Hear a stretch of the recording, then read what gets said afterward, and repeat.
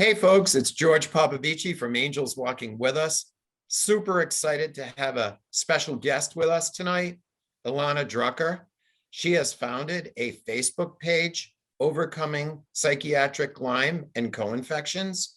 And I'm going to ask Ilana to take it away and tell us her story. About 5 years ago in July, I was living in New York City, and I was living in a penthouse apartment in Battery Park, overlooking the Statue of Liberty, with an now ex, and a beautiful standard poodle named Freud.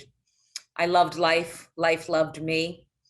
I am a former history professor, and I have been an executive of several international corporations. The latest is Scorpio Research, which is an international research consulting and training company. My life was unbelievably full and balanced. I remember kind of joking with the universe and just saying, like, how can one person be so blessed to have every part of a pie chart in terms of spirituality, romantic life, health, fitness, vocation, service, and I could check every single one of those boxes. I was a skydiver. I worked out every day for an hour and a half because I loved it. Hiking, biking, skiing, tennis, spinning, Pilates.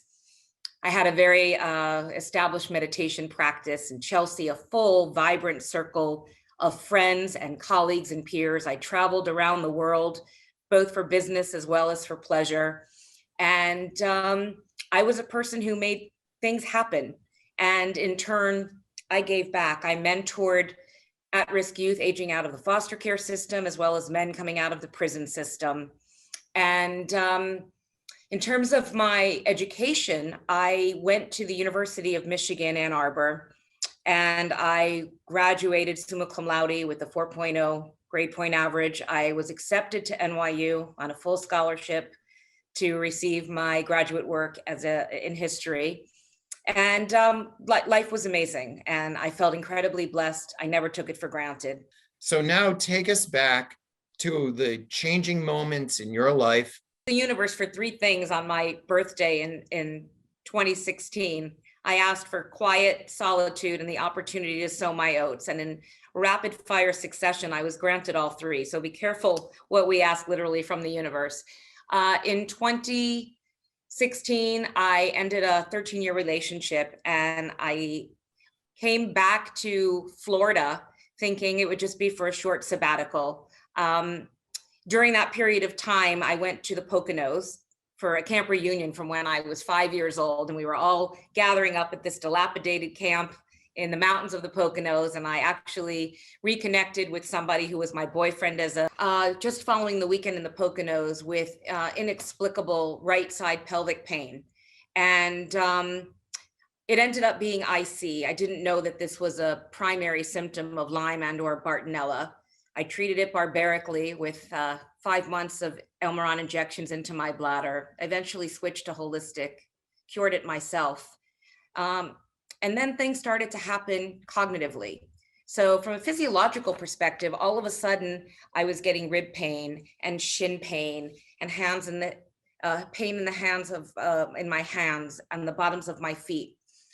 Lyme never occurred to me, even though I had just been to the Poconos and I've spent years in the Berkshires. I tested positively for Bartonella at Armin Labs, and that I had small cell neuropathy from skin biopsies. My EEGs and SPECT scans, Cunningham panel, and all of that clearly show that something happened to my brain, yet no one believed me. So compounding the interstitial cystitis, my stomach started to do all kinds of crazy things, and I used to have a stomach of steel. And at the same time, I was working for my business as well as for other clients, and I was watching something going on cognitively. I just couldn't think. I write reports in a night, 100-page PowerPoints, couldn't think. And my scores on brain games like Lumosity plummeted from something in the 95th, 96th percentile on almost every measure to the teens. What the hell is going on? Something is going on. My father is an orthopedic surgeon. My brother is an anesthesiologist. You know, you're not concentrating. You are upset about a recent breakup. No, I can't think. And then I started impulsively crying. I'm not a crier. In general, I have tools to deal with, unless I'm watching like the really sad Hallmark commercial or something, AT&T, and I just started crying uncontrollably. And basically, over the course of the next 3 years, my saga is a 5-year saga. This July, I watched my life completely devolve from a vital, active, successful, fit, balanced, world traveling executive from New York City to a monophobic, agoraphobic, incredibly unwell, with constant suicidal ideations, inexplicable existential terror, panic, and pretty much the inability to function in the world. I can still speak well. And what I'd like to do is I'd like to run through the chronology and the trajectory, if I may, George, about how this all presented for me over the course of the years and the treatments I've tried. So if anyone has tried every medical intervention and spent every last dollar, I lost my entire life savings, which I've spent 35 plus years accruing. I lost my 2 homes in New York and Florida. I lost the relationship that I was in. I lost my community of New York City. I lost my friends.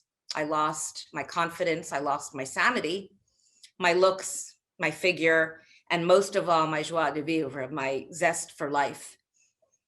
I will get it back.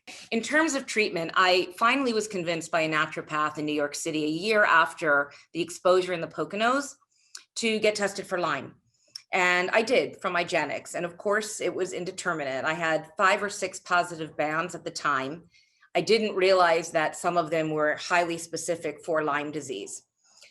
So I went to see a doctor in Florida where you don't want to get Lyme disease. Very few people are aware of it. And being part of a Western allopathic family in Florida, single for the first time in many years and unemployed, it's been a picnic, guys.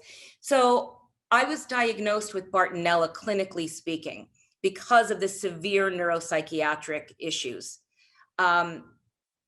So the first thing that I did was I went on minocycline and rifampin for about a month to no avail. And I'm like totally in denial. I don't have anything wrong with me. There's nothing wrong with me. I'm just depressed. I'm going through a hormonal changes or a change in transition in my life. Nothing was secure. Nothing was set. And the reality is something was going on, but no one believed me. And so I didn't believe myself. And I really thought I was mentally ill. So in terms of the treatments, and then I want to also share with you what I've gone through.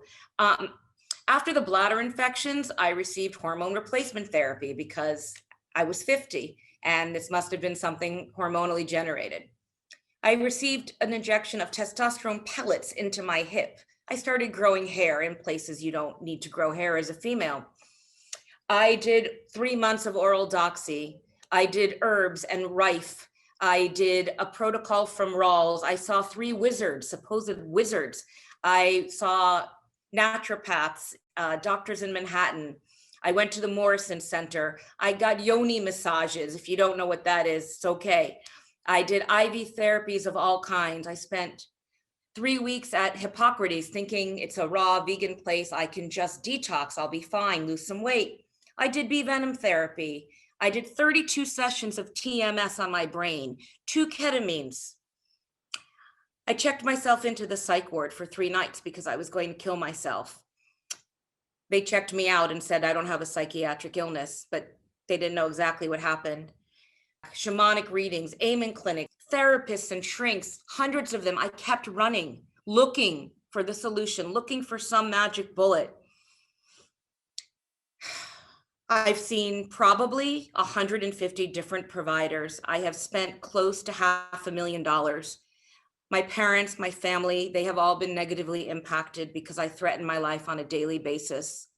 I don't know how to live with the feelings. I received $30,000 worth of stem cells in my arm. I did SOT for Lyme. I went and did hyperbaric. I did IV ozone. I had rectal ozone, peptide shots. I went to see a specialist for my eyes who said that I'm having a problem processing visual stimuli. So my greatest symptoms are a profound feeling of derealization that is 24/7, a depersonalization that I can only define as feeling like I don't have an identity anymore. And I knew exactly who I was. And I kind of liked her and I miss her.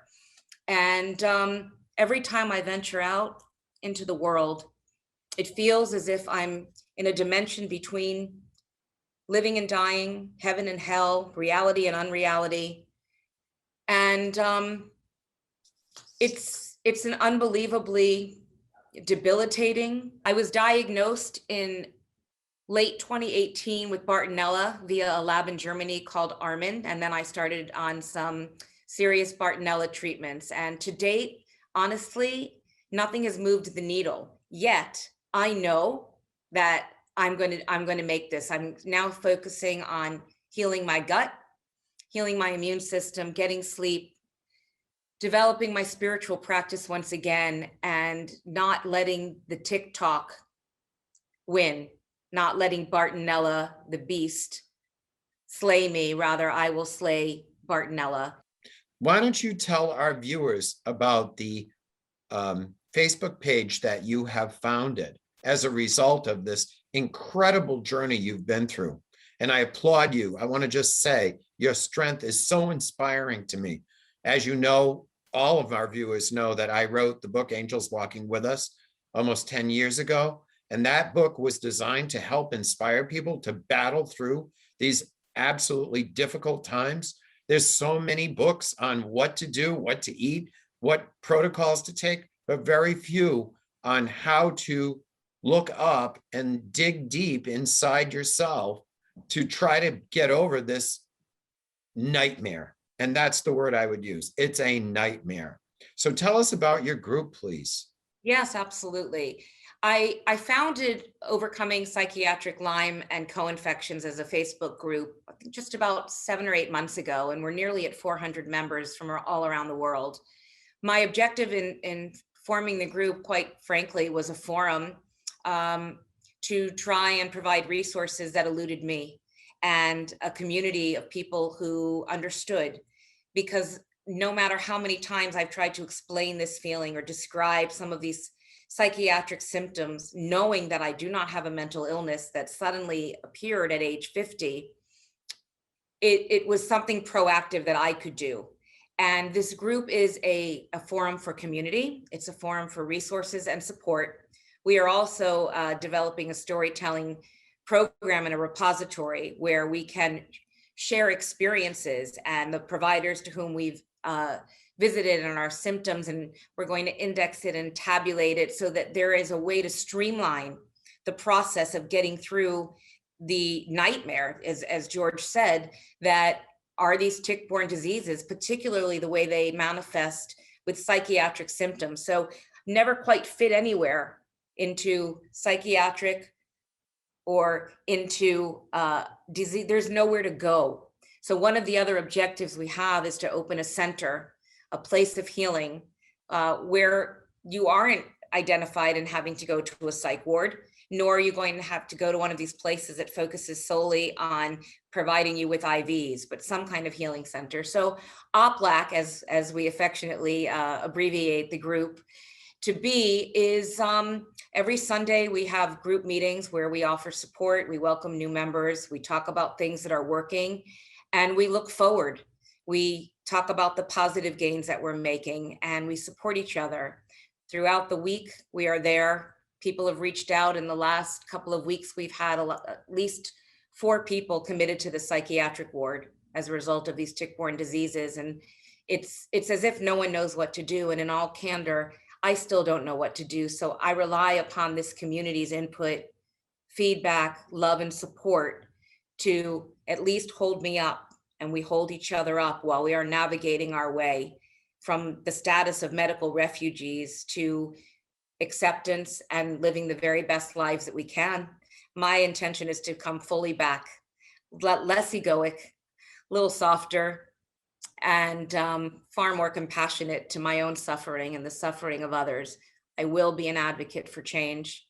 I will build a center, And if you are suffering from any kind of psychiatric manifestations of Lyme or co-infections, please join our group. It is going to grow into a forum and a platform for positive social change, policy change, community support, resources, and information gathering at the highest, most cutting edge levels that we can.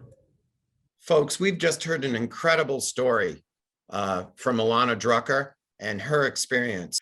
Also below, if you would, please hit the subscribe button, the little bell, so you get all of our YouTube updates.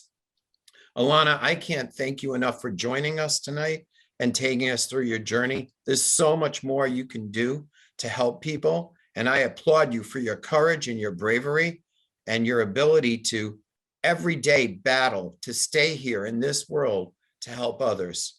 That's what this is all about. It certainly is, George, and it was my privilege to be interviewed by you for your channel, and I can only hope that we can in some way streamline and lessen the suffering of other people in the future along this journey through our own experiences. So thank you so much for the opportunity to speak on your channel. Thank you and God bless you. Good night.